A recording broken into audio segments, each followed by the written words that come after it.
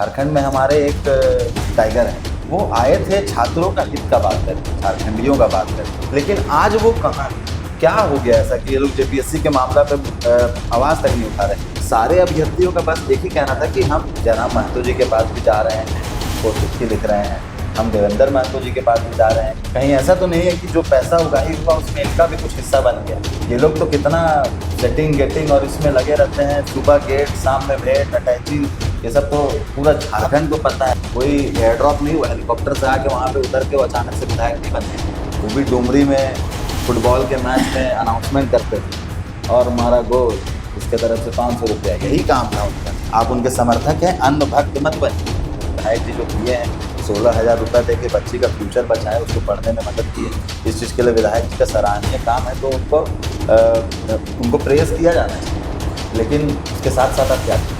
उनका फ़ोटो खींच कर आप फेसबुक पर अपलोड कर दीजिए, व्हाट्सएप इंस्टा पर अपलोड कर दीजिए, तो बेचारी को आप जीवन भर एक एहसान के तले दबा दिए कि हाँ जयराम महतो के कारण आप पढ़ रहे। ठीक है, आज वो बच्ची नहीं बोलेगी, क्यों? क्योंकि आपने उसका भविष्य बचाया है, लेकिन उसके मन में क्या बीत रहा हो तो वही जानती है। वोट लेके आप जवाबदेही तो लिए, और लिए क्या है? सही बात है। और उगाही करने का रास्ता लिए, और कुछ नहीं लिए। यही तो चीज़ आप कि रिजल्ट वाले दिन ऐसा क्या हुआ था, रिजल्ट से 15 मिनट पहले लाइट ऑन किया गया था और 3 गाड़ी घुसा। वो मुंह दिखाने के लायक नहीं है शायद, इसीलिए वो मिलना नहीं चाहे, क्योंकि जाना तो बाहर अभ्यर्थी हैं। तो मैं लिखित जेपीएससी से माफ़ी मांगता हूँ कि मुझे हो सकता है दिग्भ्रमित किया गया, मुझे क्षमा किया जाए। नमस्कार, द भारत मित्र देख रहे हैं आप। मेरा नाम अभिषेक भारती, और जो शख्स इधर बैठे हैं, सच बताऊं तो मुझे भी इनका नाम नहीं पता है। बहुत यूं कहें कि एक यंग शख्स, और ये यंग शख्स आज किस्मत से मुझे मिल गए। किस्मत से मिल गए तो इन्होंने कहा कि आपसे बड़े बड़े लोगों का इंटरव्यू करते हैं, हम जो बच्चे हैं, जो नए नए सीख रहे हैं, क्या हम लोगों को अपनी बातें रखने का मौका नहीं मिलेगा? तो मुझे भी लगा कि सही बात है। तो भारत मित्र जो हमने शुरू किया था, तो इसका मकसद ये थोड़ी था कि फलाना मंत्री के पास चले गए, फलाना विधायक के पास चले गए, उनका इंटरव्यू करके भेज दिया। तो क्या नाम है सर आपका? पहले नाम बताइए आप अपना। जोहार। जोहार। मेरा नाम अमित यादव है। अच्छा। मैं रांची महानगर अध्यक्ष युवा आजसू से आजसू पार्टी के युवा विंग रांची महानगर का अध्यक्ष हूँ। चलिए, सबसे पहले तो धन्यवाद, 2 चीज़ों के लिए धन्यवाद भारत मित्र का। पहले तो हम जैसे नए लोग जो कि राजनीति में आना चाहते हैं, सीखना चाहते हैं, कुछ करना चाहते हैं, उनको ये मौका देने के लिए कि आज हम आपके साथ 1 on 1 बैठ रहे हैं। और दूसरा, जो आप जेपीएससी का मुद्दा, जेएसएससी का मुद्दा उठाएं, उस दिन प्रोटेस्ट में भी आपके रिपोर्टर के पास मैंने भारत मित्र को धन्यवाद करा था कि आप अगर आवाज़ नहीं उठाते तो हो सकता है कि ये मुद्दा उठता भी नहीं, छात्रों को पता भी नहीं चलता, और जो करोड़ों का खेल हुआ है वो बिना उजागर हुए ये लोग आराम से पैसा अंदर करके सब शांति से हो जाता है। इसके लिए आपका बहुत बहुत धन्यवाद। झारखंड के सभी जेपीएससी जेएसएससी के छात्रों की तरफ से आपको धन्यवाद। बहुत आभार अमित भाई। अमित भाई, राइट जी, अमित भाई, बहुत आभार अमित भाई। लेकिन अब मेरा पॉइंट वही है अमित भाई, अभी आप मुझे रैंडमली मिले तो आपने बोला कि आप कुछ बातों को रखना चाहते हैं। क्या कहना चाहते हैं? ऐसी क्या बात है जो आपको लगता है कि आपको इसके लिए मीडिया की जरूरत है? क्या कहना सबसे पहले तो भैया जेपीएससी वाले मामले में है, मैं बोलना चाहूँगा कि जैसे अभी बीते दिन आपने देखा कि कैसे हमने जेपीएससी कार्यालय का घेराव किया, कुछ उससे मूलतः हासिल अभी तक तो नहीं होता दिख रहा है। कल सुनने में आ रहा है कि बीजेवाई भी उसका घेराव करने वाली है। वो भी क्या होता है नहीं होता है, उसका भी क्या फलाफल निकलेगा, वो देखने वाली बात है। लेकिन सबसे बड़ा बात है कि झारखंड में हमारे एक टाइगर है, जयराम महतो जी। वो आए थे छात्रों का हित का बात करके, झारखंडियों का बात करके, जेपीएससी जेएसएससी कार्यालय का घेराव करके, उनके अभ्यर्थियों के साथ लड़कर वो आए, राजनीति में आए, सफल हुए, विधायक बने। बहुत अच्छा बात है, हम उनसे सीखते हैं। आज जिस स्टेज पे हम लोग हैं, हम लोग एकदम सीखते हैं उनसे कि कैसे बोलना है, कैसे किसी चीज़ को राजनीतिक रंग देना है, तो वो उनसे सीखने का बात है। लेकिन आज वो कहाँ है? जेपीएससी के मामले पे वो चुप है। देवेंद्र नाथ महतो जी आवाज उठाते हैं, उसके बाद वो भी शांत हो जाते हैं। क्या हो गया ऐसा कि ये लोग जेपीएससी के मामला पे आवाज तक नहीं उठा रहे? हम वो जो आंदोलन हम लोग जेपीएससी कार्यालय का किए थे, उसमें हम बहुत सारे छात्रों से मिलने गए थे, जो अभ्यर्थी थे, जो 141, 142, 140 ऐसे नंबर ला के फेल हो चुके थे।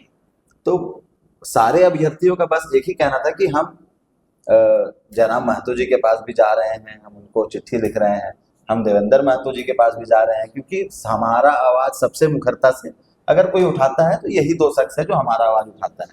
लेकिन हमारा फोन नहीं उठ रहा है, विधायक जी के पास तो चिट्ठी देना पड़ता है, हमारा चिट्ठी का भी कोई रिस्पॉन्स नहीं आ रहा है। एक आध बार बात हो पाया, उसमें भी अब हम लोग को कुछ मिल नहीं रहा है।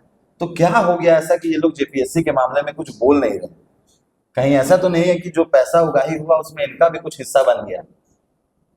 ये लोग तो कितना सेटिंग गेटिंग और इसमें लगे रहते हैं, सुबह गेट शाम में भेंट अटैची, ये सब तो पूरा झारखंड को पता है। आप जब ये सब बोल रहे हैं ना, एक तो देखिए आप यंग नेता हैं जी, अभी घोषित कर दिया जाएगा कि आप बिहारी हैं बाहरी हैं, एक चीज ठीक है, हमको भी घोषित कर दिया जी। भाई लोग, एक चीज। दूसरा चीज बोला जाएगा कि वो पीएचडी होल्डर है, पता नहीं आपकी डिग्री क्या है नहीं है वो भी मुझे नहीं पता। तीसरा कहा जाएगा कि आपकी औकात नहीं है अब जयराम महतो पर सवाल कर सके। जी। तो इसके लिए तैयार सबसे रहे। पहले तो मैं खतियानधारी हूँ, मेरे पास खतियान है, मुझे बिहारी बोलने से पहले मेरा खतियान चेक करने मेरे घर आ जाइएगा, ठीक है? तो बिहारी वाला पॉइंट तो गया। दूसरा बात, ग्रेजुएट हूँ मैं, पढ़ा लिखा हूँ, और आपके विधायक जी, उनके समर्थकों को मैं कहना चाह रहा हूँ कि आपके विधायक जो गाली बकने आएंगे, क्योंकि मैं देखता हूँ आप जो विरोध, उनके विरोध का जो वीडियो बनाते हैं तो बहुत गालियां उसमें पड़ती है, तो उनके समर्थक जो गाली बकने आएंगे, आपके विधायक जी ऐसे ही छात्रों और ऐसे ही युवाओं का समर्थन लेके वहां पर पहुंचे हैं। कोई एयर ड्रॉप नहीं हुआ, हेलीकॉप्टर से आके वहां पे उतर के वो अचानक से विधायक नहीं बन गए। वो भी डुमरी में फुटबॉल के मैच में अनाउंसमेंट करते थे और हमारा गोल, इसके तरफ से 500 रुपया, यही काम था उनका। तो आज अगर वो विधायक बने हैं तो छात्रों का आवाज उठा के, और आज अगर नहीं उठा रहे हैं, क्यों नहीं उठा रहे, ये आप लोगों को भी सोचना चाहिए। आप उनके समर्थक हैं, अंध भक्त मत बनिए। आप आंख खोलिए और देखिए आपके विधायक जी क्या कर रहे हैं, आपके पार्टी में क्या हो रहा है। आज लातेहार में सूरज सिंह के साथ क्या हुआ? सूरज सिंह और देवेंद्र महतो एक ही मामले में तो भैया दोनों डिटेन हुए थे। 24 घंटे के अंदर देवेंद्र महतो जी को छोड़ दिया जाता है और उनको, सूरज सिंह को डिटेन कर लिया जाता है। आज या कल शायद उनको बेल मिला है, कल वो भी, उनका भी कुछ वीडियो हम देख रहे थे। तो ऐसा क्या हो गया? वो तो साफ साफ बोल रहे हैं कि शायद विधायक जी का पैर भी गया है देवेंद्र के लिए, और सूरज सूरज सिंह के लिए नहीं गया। क्यों नहीं गया? जबकि सूरज सिंह वहीं के हैं, लातेहार के हैं, वो तो सारा आंदोलन सजाए वही होंगे, आवाज उठाने का मुहिम तो वही शुरू किए होंगे। देवेंद्र तो सपोर्ट करने गए होंगे, उसका बड़ा चेहरा है तो वहां पे वो नेता हो गए। लेकिन मुहिम जिसने उठाया उसको आप छोड़ दिए जेल जाने के लिए, और जो गया चेहरा चमकाने उसको आप बचा लिए। ऐसा क्यों? कहीं वो भी हिस्सेदारी में, पार्टनरी उधर भी पहुंचता आपके साथ क्या, आपने शुरुआत में परिचय दिया है कि आप आजसू से ताल्लुक रखते हैं, जी। तो भैया आपके खिलाफ सबसे पहले तो यही माहौल बन जाएगा कि भैया आप जयराम नहीं उठा रहे तो आजसू, सुदेश, ये लोग भी क्यों नहीं आवाज उठा रहे हैं? हम लोग तो आंदोलन कर रहे हैं, हम छात्रों से मिले। आप लाइब्रेरी में जाइए, रांची में मुराबादी इलाके में या फिर लालपुर इलाके में प्राइवेट या फिर सरकारी जितने भी लाइब्रेरियां हैं जहाँ पे जेपीएससी जेएसएससी के छात्र पढ़ते हैं, आप वहां जाइए और वहां पूछ लीजिए कि हम उनके पास गए कि नहीं, हमने आंदोलन किया कि नहीं। ये तो आपके पास भी वीडियो साक्ष्य है, आपके रिपोर्टर्स भी उस दिन थे। हम जेपीएससी कार्यालय घेरने का काम किया। अभी तक का मुझे लगता है कि जेपीएससी कार्यालय का सफल अगर घेराव किसी ने किया तो वो आंसू ने किया, वो जो 2-3 दिन पहले हम लोगों ने किया। तो ये सवाल हम पे कोई नहीं उठा सकता है, और अगर कोई उठाता है तो, अगर कोई सवाल नहीं उठाएगा भैया, तो इसका मतलब ये है कि वो राजनीतिक रूप से डेड हो चुका है। लोकतंत्र में सवाल, लोकतंत्र में सबसे सवाल जरूरी का ही सवाल वैल्यू है। बिल्कुल सही। अगर हम सवाल नहीं उठा रहे हैं तो मेरा जमीर मर चुका है। हम जिंदा हैं तो हम सवाल करेंगे, एकदम सही बात है। अब मैं एक बात आपको, आज मैंने सुबह एक बहुत खूबसूरत वीडियो देखा कि एक बच्ची है, 16,000 रुपये उसकी फीस कट रही है। जयराम जी ने बकायदा देखिए खबर देखी, तुरंत पहुंच गए, 16,000 रुपये उसकी मदद की। तो ऐसे विधायक को लोग क्यों नहीं चाहेंगे? बहुत अच्छा बात है भैया, बहुत अच्छा बात है, सराहनीय बात है। विधायक जी जो किए हैं, 16,000 रुपए दे के बच्ची का फ्यूचर बचाए, उसको पढ़ने में मदद की है, इस चीज के लिए विधायक जी का सराहनीय काम है, तो उनको प्रेज किया जाना चाहिए। लेकिन उसके साथ साथ आप क्या किए? उनका फोटो खींच कर आप फेसबुक पे अपलोड कर दिए, व्हाट्सएप इंस्टा पे अपलोड कर दिए। आप तो वही किए ना, तो बेचारी को आप जीवन भर एक एहसान के तले दबा दिए कि हाँ जयराम महतो के कारण आप पढ़ रही हो। ये तो है, आप तो बेइज्जत करके छोड़ दिया ना वो बच्ची को। ठीक है, आज वो बच्ची नहीं बोलेगी कुछ, क्यों? क्योंकि आपने उसका भविष्य बचाया है, लेकिन उसके मन में क्या बीत रहा होगा तो वही जानती है। आज आप ही मेरे को या फिर हम आपको कुछ भी मदद करते हैं, आप हम लोग रोड चलते मदद थे, तो बहुत छुपा के होती है। मदद हमारे शास्त्र में लिखा हुआ है भैया, दान गुप्त ही होता है और वही सफल होता है। लेकिन आप ये क्या कर रहे हैं, दान कर रहे हैं, आप बच्ची का फ्यूचर बचाए, अच्छी बात है, आप फोटो डाल दिए। आप बच्ची के माँ बाप से पूछिए उनको कैसा लग रहा होगा कि उनका फाइनेंशियल कंडीशन आप पूरे दुनिया में उजागर कर दिए। कुछ भी है, जमाना जान रहा होगा कि वो गरीब है, लेकिन उसके परिवार में तो कम से कम उनका होगा कि हाँ भाई इन लोगों का खाने का ठिकाना है। आप तो आगे पैसा दे के फोटो डाल के दिखा दिए कि उसके घर में खाने का नहीं है, पढ़ाने का नहीं है अपने बच्चे को, आप तो ये दिखा रहे हैं। कम से कम ये मत कीजिए। आप बच्चों का फ्यूचर बनाना चाह रहे हैं, अच्छा बात है, कीजिए, उनको बेइज्जत मत कीजिए, पैसा दीजिए, मदद कीजिए, उनका चरित्र हनन मत कीजिए, उनके परिवार का फाइनेंशियल कंडीशन उजागर मत करिए। आपसे कोई सहयोग लेने आ रहा है, आपको अपना समझ कर आ रहा है। हम भी भैया, मेरा भी रांची में छोटा मोटा बिजनेस है, पढ़ते भी है, आपका भी बिजनेस है, हम लोग सब दान करते हैं, सब करते कितना फोटो हम लोग डालते हैं। नहीं, हम लोग तो छुपा के करते हैं भाई। और झारखंड में ऐसा बहुत नेता है, एकासी विधायक, एकासियों डेली कुछ ना कुछ दान करता, अगर कुछ नहीं करता होगा तो मंदिर जाता होगा तो मंदिर के बाहर तो किसी को दान जरूर करता होगा। तो उसका क्या मतलब है कि फोटो खिंचा के डाल देंगे, वो भी तो किसी का कल्याण किया, किसी का पेट भरा। कम से कम इन सब चीजों से विधायक जी को बचना चाहिए। छीछा लेदर होता है आपका, आप किसी का भविष्य के बचाने के नाम पे उसका मन झकझोर देते हैं, रात में उस बच्ची को, उसके परिवार को नींद नहीं आएगी। क्या आप कभी ये सोचते हैं? आप नहीं सोचते हैं। आपसे बात करने में मजा आ रहा है, लेकिन मेरा एक पॉइंट है। आप अगर आप आजसू से नहीं होते ना, और अगर ये सब पॉइंट उठाते ना, तो मुझे लगता कि एक युवा बोल रहा है, अब आजसू जैसे ही हमने उसमें आजसू, तो उसमें लगेगा कि जयराम साहब की विशेष खुन्नस है।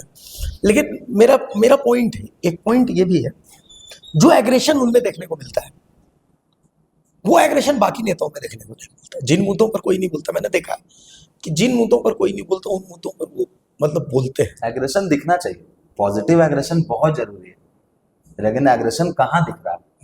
दिखा आपका जहाँ पे सही था वो दिखा, आप विधायक बन गए, आज कहाँ गया आपका एग्रेशन? आज आपका लोग एमपीएल पे बैठा हुआ है, हर आप डुमरी टोलगेट पे बैठे ना, आप किस चीज के लिए डुमरी टोलगेट पे बैठे?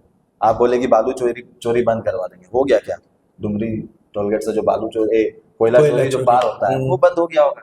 हमको तो नहीं लगता कि बंद हुआ है, क्योंकि मेरा उधर बहुत रिलेटिव है, तो मेरे को पता है कि नहीं हुआ है। एमपीएल में आपके लोग 3 शिफ्ट में बैठते हैं। एमपीएल में मेरे बहुत फ्रेंड है मैथन साइड पे, तो उन लोग के द्वारा ही पता चलता है कि एमपीएल में 3 शिफ्ट में इनके लोग बैठते हैं। वहां पे उनका काम ही है गाड़ियों का गिनती करना। आप आरोप लगा सकते हैं, आप गाली बक सकते हैं कि आजसू से है, आजसू को हटा दीजिए। आप एक युवा के तर्ज आप एक युवा के तर्ज पे मेरा बात को सुनिए, और अगर मेरे बातों में सत्य नहीं है तब फिर आप मेरे को गाली बक।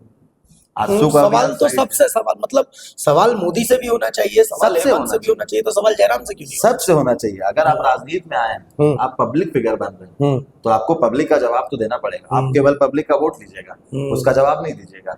जवाबदेही तो आप लिए ना, वोट लेके आप जवाबदेही तो लिए, और लिए क्या है? सही बात है। और उगाही करने का रास्ता लिए, और कुछ नहीं लिए, यही 2 चीज आप लिए। आज बालू चोरी पे सिल्ली में देवेंद्र नाथ तो कुछ नहीं बोलते हैं, बहुत हल्ला हंगामा किए थे।